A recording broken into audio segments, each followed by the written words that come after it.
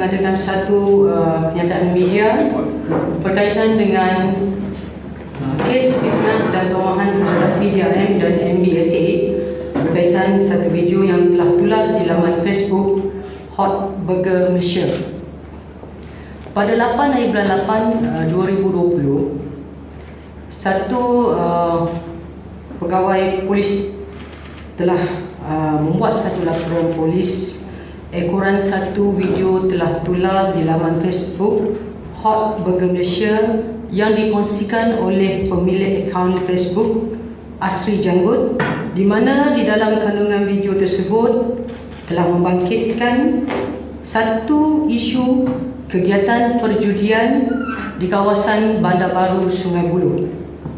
Selain itu, penama juga telah memuat naik status yang berbunyi beliau berkemungkinan akan dibunuh atas tindakan memuat naik turun video di dalam laman sosial. Dalam video tersebut juga dapati pemilik akaun Facebook tersebut tidak berpuas hati terhadap tindakan penyitaan ke atas gerai burger milik beliau yang telah dilakukan oleh pihak MBSA. Ngadu merasakan video yang tular di media sosial itu boleh menimbulkan fitnah dan merosakkan imej pengadu sebagai Ketua Polis Balai Sungai Buloh, Ibu Camat Polis Daerah Sungai Buloh, PDRN, dan juga kredibiliti Ketua Polis Selangor dalam menangani kegiatan perjudian di kawasan Sungai Buloh kerana maklumat yang disalurkan di dalam video itu adalah tidak tepat. Pihak polis telah pun membuka kertas siasatan terhadap kedua-dua laporan polis yang dibuat oleh pihak Polis Diraja Malaysia dan juga MBSA di bawah Seksyen 500 Kanun Kesiasaan, Seksyen 504 Kanun Kesiasaan, dan juga di bawah Seksyen 233 Akta Komunikasi Multimedia, di mana pemilik akaun Facebook Asri Janggut ini telah dikenali identiti dan akan dipanggil untuk memberi keterangan pada pihak polis. Ekoran daripada tularnya video pada 8/8/2020, pihak polis, Ibu Jabat Polis Daerah Sungai Buloh telah membuat 6 serbuan di tempat yang berasingan, iaitu di sekitar Bandar Baru Sungai Buloh, seperti mana yang telah diviralkan dalam Facebook Hot Burger Malaysia. Dalam serbuan tersebut, pihak polis telah berjaya menangkap 2 lelaki warga negara Bangladesh dan merampas 4 tablet jenama jumper, 1 tablet kawalan utama jenama jumper, 1 modem dan wang tunai sebanyak RM114. Manakala di dalam 5 serbuan di tempat yang berasingan, hasil daripada pemeriksaan pihak polis mendapati premis yang dinyatakan di dalam keadaan yang berkunci, di mana pihak polis terpaksa menggunakan pemotong besi dan juga kambing untuk membuka premis yang berkenaan, dan hasil pemeriksaan dapati bahawa premis tersebut tidak beroperasi dan tidak ada kegiatan perjudian di dalam premis yang berkenaan. Kesemua tangkapan semalam telah dibawa balik ke IPD Sungai Buloh untuk tindakan lanjut, dan kertas siasatan dibuka di bawah Seksyen 4/1C Akta Rumah Judi Terbuka 1953. Di sini ingin saya menegaskan bahawa pihak polis, khasnya Ibu Pejabat Polis Daerah Sungai Buloh, tidak pernah berkompromi dengan mana-mana sindiket perjudian dan juga sindiket penyeludupan, seperti mana yang telah didakwa di dalam video yang telah ditularkan oleh penama Facebook Asri Janggut. Pihak polis sentiasa mengambil tindakan tegas dan tindakan itu berterusan untuk membenteras kegiatan perjudian khasnya di kawasan Ibu Pejabat Polis Daerah Sungai Buloh. Ini apa yang kita dapat lihat daripada statistik bermula daripada tahun 2019 dan juga 2020, di mana beberapa serbuan telah dibuat oleh pihak polis yang membuktikan bahawa pihak polis tidak pernah bersekongkol dengan mana-mana sindiket perjudian. Di sini saya bacakan kepada tuan-tuan di mana statistik sebelum ini, di mana sebelum video itu tular dan ditularkan di Facebook, pihak polis telah pun membuat serbuan di kawasan-kawasan seperti yang dinyatakan di dalam video tersebut, iaitu sebanyak 11 serbuan telah dibuat, iaitu pihak IPD sendiri telah membuat sebanyak 9 serbuan, pihak IPK telah membuat sebanyak 1 serbuan, Bukit Aman buat sebanyak 1 serbuan, di mana kita telah membuat tangkapan sebanyak 10 orang penjaga dan juga 13 pemain. Kita telah merampas 5 laptop dan juga 39 tab, di mana anggaran keseluruhan rampasan sebanyak RM1,216. Ini juga telah menunjukkan bahawa pihak polis telah pun mengambil tindakan dan tidak pernah menutup sebelah mata terhadap apa saja aktiviti-aktiviti yang dilakukan ataupun yang berjalan di daerah Sungai Buloh ini. Dan apa saja yang dinyatakan di dalam video tersebut itu adalah tidak tepat. Yang sebaliknya, tindakan telah pun diambil sebelum video itu ditularkan. Saya juga ingin membacakan statistik rampasan dan juga tangkapan berkaitan dengan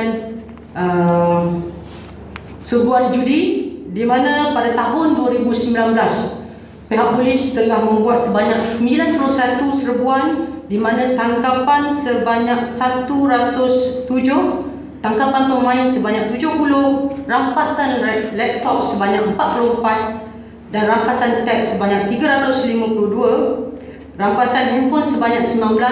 Keseluruhan adalah sebanyak RM12,931.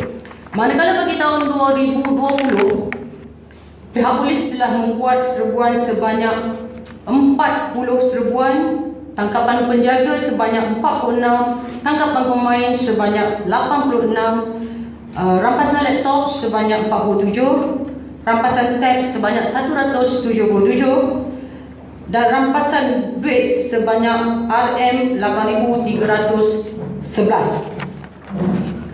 Jadi jika kita tengok keseluruhan, di mana tahun 2019 dan 2020 kita telah membuat serbuan dan tangkapan berkaitan dengan premis perjudian ini sebanyak 131 dengan tangkapan sebanyak 156 orang dan jumlah keseluruhan sebanyak RM21,242.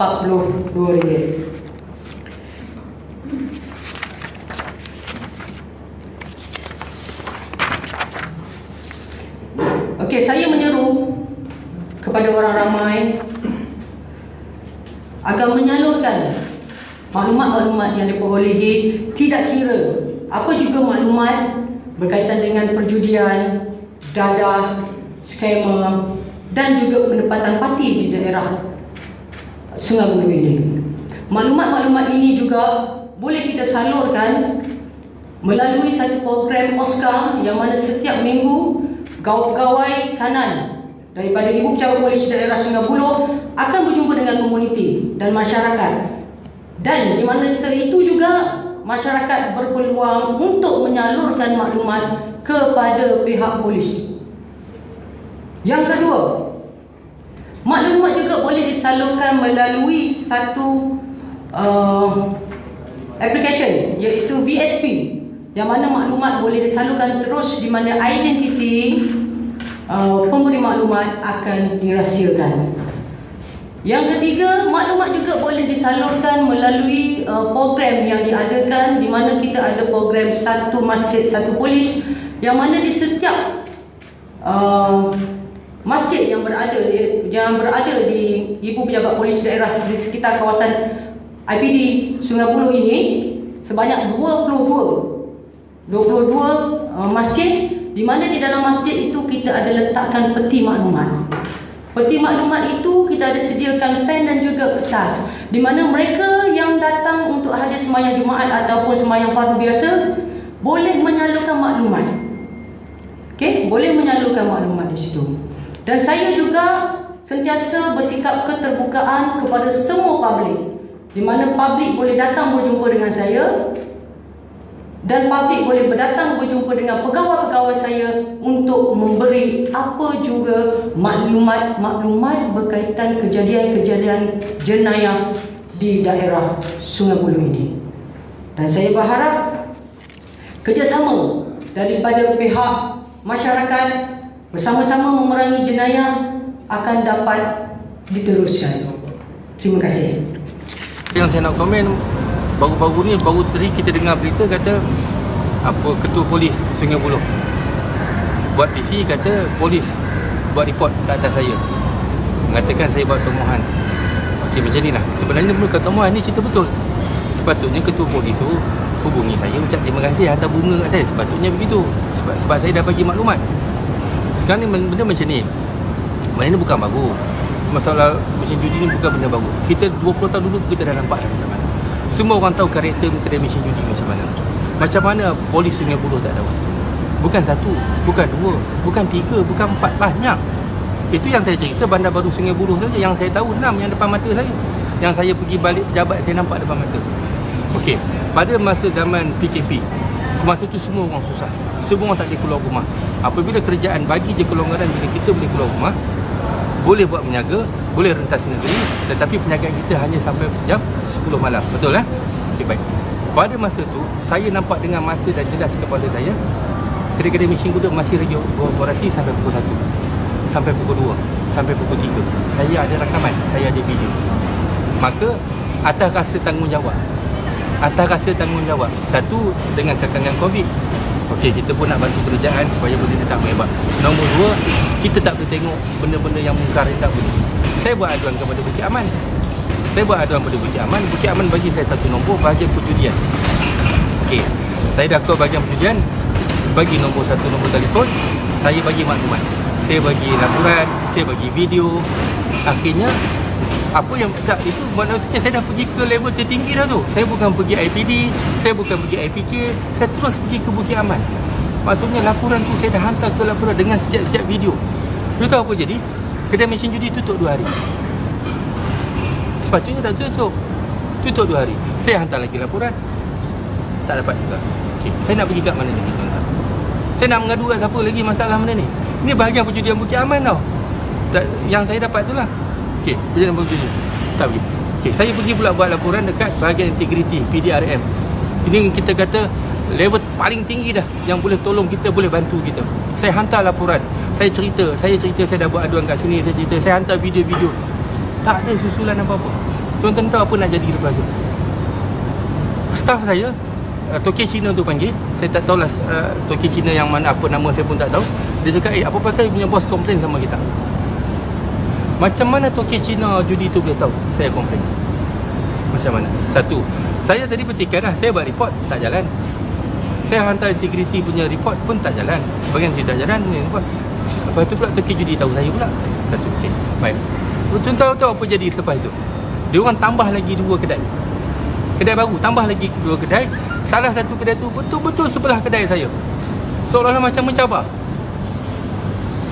Habis kita ni boleh buat apa tuan-tuan? Boleh buat apa? Mustahil, saya cakap. Wallahi cakap mustahil polis tak tahu. Sangat-sangat mustahil. Semua orang tahu kedai judi macam mana punya karakter depannya. Tuan-tuan pernah nampak kedai macam judi macam mana? Tahu, lalu pun dah tahu ni kedai apa. Dengan, okey, buka lagi, okey, tak apa. Lepas tu saya yang okey, yang kata macam mana dengan MBSA. MBSA ni, tuan-tuan, saya menjaga burger dah 20 tahun. Saya ada 100 cawangan lebih di beberapa buah negeri. Kena saman PBT, kena sita, ini mainan saya dah makan minum saya dah. Saya tak ada isu, tak pernah bergaduh, tak pernah apa. Kita faham kerja PBT. Tak pernah ada isu apa pun. Tak kecil hati pun sebenarnya. Bulan lepas pun kita kena beberapa kali. Kita tak kecil hati pun. Cuma bila dia kena kali ni dengan saya cakap, saya rasa kenapa macam ni ya? Kita orang tengah susah tau. Dah berapa bulan tak ada saya makan. Kita orang baru nak menjaga, kau mari kacau. Sebelah saya jarak 50 meter saja, tak sampailah 50 meter. 30 meter saja kedai Aceh ada pasang kemah kekal. Jual rokok seluduk. Semua orang tahu tu jual rokok murah. Semua jual rokok seluduk. Kenapa you tak kacau dia? Kenapa kedai mesin kuda belakang ni kau tak usik? Dengan kita kau datang macam something, kau jukau tengking gitu. Macam-macam kejap-kejap ambil gambar, kejap-kejap ambil gambar, kejap-kejap ambil gambar. Ini MBSA. Saya bila diorang sita store saya. Saya pun pergi. Masa saya nak ambil, dah sita dah seminggu lebih, dah 2 minggu. Kita dah rugi juga kat situ. Barang-barang pun rosak juga. Saya pergi, saya cakap, tuan, saya tak puas hati lah tuan-tuan. Tuan ambil store saya, jiran-jiran saya tuan tak kacau. Sedangkan dalam kan waktu tu tengah kecoh. Gerai-gerai warga asing kena sita. Bila kena ni Pak? 3-4 minggu lepas lah. Okey, masa kan tengah kecoh masa tu kan. Masa ni kecoh dengan kita tak boleh keluar malam, kedai waktu kena tutup, kecoh penjaga asing nak kena sita. Tapi lah masa yang sama dia orang sita store kita. Jiran saya sebelah terang-terang tak buat salah, tak ambil tindakan. Maksud tuan tanya apa alasan daripada MBSA? Diam lah. Saya buat apa tuan? Saya dapat arahan. Itu saja. Maksud dah dekat sebulan, kedai Aceh masih ada lagi situ. Kedai tu dah berapa tahun? Okey, baik. Tengok semalam dia ambil store saya. Saya kecil hati lah. Sebelah kan tak usik. Dia orang pula keluar statement tadi sebab kata kita tinggalkan store tu kat situ. Habis yang kedai sebelah tak tinggal store. Siap kekal lagi. Kedai sebelah yang jual rokok tu. Kekal. Sana kekal, sini kekal. Tak usik pula. Satu. Okey, baik. Katakanlah saya tak tolak, saya kerana marah saya kerana saya tak alih store. Kenapa rakan saya Otai Burger sebelah, dia habis niaga dia tolak store simpan belakang bank, lorong belakang. Kenapa yang dia punya simpan korang kutip juga? Kenapa mesin kuda korang tak usik? Kenapa depan-depan mesin kuda ada gerai-gerai, warung-warung, buka-buka meja korang tak usik? Belakang saya tu, dia tu buka meja sampai panjang-panjang, kau tak usik. Maksudnya kita cuma petikai benda tu lah. Bukan kita nak marah, nak saman-saman lah, nak angkut-angkut lah. Cuma kita rasa bagilah adik. Bila dia angkut store saya macam tu, saya nak pergi kat siapa lagi tuan-tuan? Saya macam dibuli lah, macam ditindas lah. Hari ni jadi terbalik pula dunia ni. Saya buat report, saya pula yang diancam hari ni. Hari ni tuan-tuan tahu tak kesan dia apa yang berlaku? Bukan kata sekadar daerah Sungai Buloh saja. Semua daerah kedai judi terjejas. USJ ke, Puchong ke, mana ke, Ulu Yang ke, Batang Kali ke, Selayang ke, Gombak ke, semua kedai judi terjejas.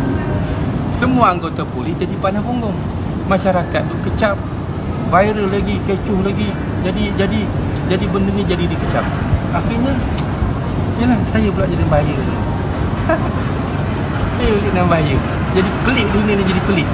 Kan? Sepatutnya ketua polis tu datang, Asri, thank you very much lah Asri. Betul-betul you support kita lah. Kalau you tak begitu, saya tak tahulah. Patutnya dia jadi begitu. Dunia dah terbalik tuan-tuan. Boleh tak panggil lagi? Tapi saya dah dihubungi oleh SPRN. SPRN pun dah interview saya pagi tadi. Dia pun ambil beberapa maklumat. Dan media. Setakat ni polis tak ada call saya lagi. Okey, store ni kita bergerak-gerak. Cuma hari tu tayar kita problem. Tayar roda tu problem. Sebelum ni diorang suruh kita gerak, kita alih kan, kita alih. Okay. Walaupun saya alih, kedai Aceh tak alih, saya alih juga. Dia bagi notis tu, baru bagi notis dia angkut. Kan dia tak angkut. Okay. Yang ni dia tak bagi notis, dia terus angkut. Okay. Masalahnya saya petikai. Kenapa kedai Aceh hang tak pergi? Kedai Aceh faham. Kenapa lorong belakang hang tak pergi? Kenapa? Tuan tengok dalam video saya. Tu yang atas jalan tu. Ambil sampai 2, 3, 4 petak. Dia baju semua tu. Dia baju. Tak ada pun. Kedai Aceh tu ada kemah. Lah tuan, bersimen lagi tuan. Terang-terang jual rokok tuan. Bukannya jarak jauh daripada MBSA punya pejabat. Itu yang saya cemburu. Saya cakap cemburu lah, tak adil lah. Buat benda haram korang, buat benda yang tak elok korang payung. Yang kami nak menjaga burger yang 1-2 ni korang kacau. Tuan, kalau bulan lepas saya kena, bulan ni nak kena lagi, bulan depan nak kena lagi, kami nak hidup apa? Kami nak cari makan macam mana? Tuan-tuan tahu tak, menjaga buah hot burger tu, semua yang menjaga hot burger tu orang susah. Bukan orang senang. Bukan orang senang, ya, semua hot burger, syarat nak ambil hot burger mesti orang susah. Mesti orang yang ada hutang, mesti orang yang ada tanggungjawab ramai. Itu syarat-syarat yang saya bagi untuk bantu orang menjaga. Baru ni kita lancarkan. Siapa-siapa yang menganggur kena buang kerja datang jumpa kita. Tak perlu modal walaupun satu sen, kita siapkan platform untuk menjaga. PBT patutnya kerjaan support lah saya. Betul. Bukan saya nak menolong orang daripada orang tak tentu arah. Pergi merempat, mencuri, menyamun tak tentu arah. Begitulah maksud saya. Begitulah. Saya minta apa PBT jalankan tugas baik-baik. Integriti jalankan tugas baik-baik. Bukit Aman jalankan tugas baik-baik. Saya pun ucap terima kasih banyak-banyak lah pada apa Ketua Polis Negara bagi respon cepat. Saya mengharap sangat. Sekarang saya nak harap siapa? Saya harap IGP je lah backup saya. Saya sekarang ni mengharapkan beberapa NGO, individu-individu, lawyer-lawyer, peguam-peguam yang menghubungi saya. InsyaAllah diorang akan backup saya, duduk kat belakang. Dan kita pun mengharapkan netizen ni, orang ramai ni, yang diorang nampak benda ni, diorang nampak sangat-sangat. Cuma tak sangka benda ni jadi super kecoh. Kita tak sangka dalam berpuluh tahun main judi kat Malaysia ni, yang ni yang paling teruk sekali, yang orang kata paling viral. On the ground lah. Saya pun jadi terancam sebenarnya. Tidak mustahil. Hari ni toke-toke judi kehilangan pendapatan ratus ribu. Bukan hari ni saja, besok lagi, lusa lagi, tulat lagi. Benda ni seminggu, 2 minggu mungkin tak ada apa lagi. Cuma macam tuan-tuan pun tahu, semua masyarakat tahu benda ni bukan 2 hari dia punya isu. Berapa kali dah kepala polis ni tukar, ketua balai ni ditukar, tapi benda tak pernah selesai. Tak pernah selesai. Polis PBT ni ingatlah, kita ni nak mati. Macam ketua polis Johor cakap lah kan, tanya kubur tu benar, syurga tu benar, neraka tu benar, siksa kubur tu benar. Benda ni kena tanam betul-betul lah. Kita ni nak harap siapa lagi kalau bukan polis? Cukup-cukup lah, kami tahu. Bukan minta maaf cakap lah, tapi kita rakyat kita nampak. Cukup-cukup lah anggota-anggota polis yang nak bersekongkol ke apa semua tu. Kita minta cukup-cukup. Kita rakyat kita tahu benda ni. Kita tahu, tolonglah, kita hormat sangat, hormat. Memang harapan kita besar sangat-sangat. Tapi siapa lagi kalau diorang tak bersungguh-sungguh kan? Itulah maksud saya. Harapan saya berubahlah. Cukuplah. Zaman dah canggih, bukan zaman batu. Tak payah nak nafi-nafi mapu-mapu, tak payahlah. Zaman mudah, zaman sekarang ni kan. Kena peredaran zaman tu kena ni. Saya dimaklumkan oleh bukan hanya secara asli, tapi juga tadi saya bertemu dengan ramai mereka yang menyewa kedai-kedai di sini, memaklumkan memang betul lah ada perjudian haram yang dilakukan di sini. Ianya sudah pun berlarutan, bukan baru, ianya sudah agak lama. Maka untuk mengurangkan kembali yang tidak diingini berlaku di kawasan ini, saya akan cuba untuk menentukan bahawa ianya boleh dapat dibantras dengan secepat mungkin. Inilah yang saya lakukan dalam masa ini. Okay. Datuk Seri, adakah akan melakukan perjumpaan dengan Ketua Polis Negara ke selepas ini untuk adakah akan melakukan perjumpaan dengan Ketua Polis Negara ke selepas ini? Saya dah bertemu dengan Tan Sri IGP tadi, hari ini.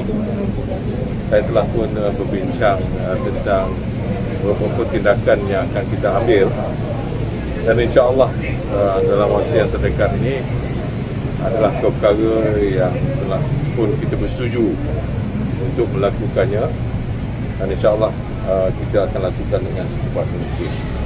Pertama, tindakan yang tegas.